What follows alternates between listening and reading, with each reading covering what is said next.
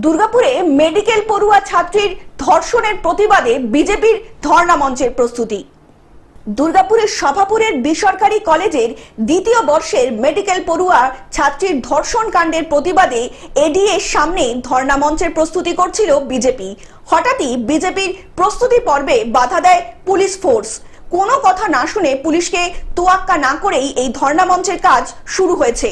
অন্যদিকে সূত্র মারফত জানা গিয়েছে এই ধর্ণা মঞ্চে যোগদান করবেন বিরোধী দলনেতা শুভেন্দু অধিকারী। আপনারা জানেন গণধর্ষণ হয়েছে, সেই ধর্ষণের প্রতিবাদে দুদিন ধরে দুর্গাপুরের বুকে আমরা থানা ঘেরাও করেছি, রোড অবরোধ করেছি, হাতের মানুষ রাস্তা নেমেছেন।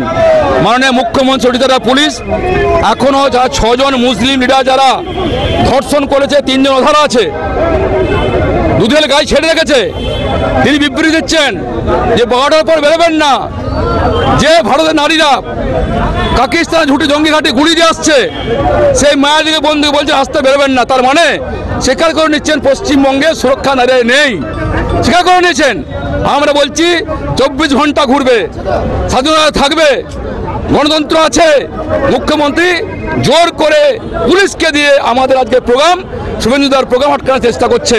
দুর্গাপুর থেকে সুকান্ত বাগদির রিপোর্ট, গ্লোব নিউজ। এখন থেকে গ্লোব টিভি দেখুন আপনার স্মার্টফোনেও। গুগল প্লে স্টোর অথবা অ্যাপল স্টোর থেকে ডাউনলোড করুন গ্লোব টিভি লাইভ অ্যাপ। এছাড়া জিও টিভি অ্যাপ থেকে দেখুন গ্লোব টিভি লাইভ।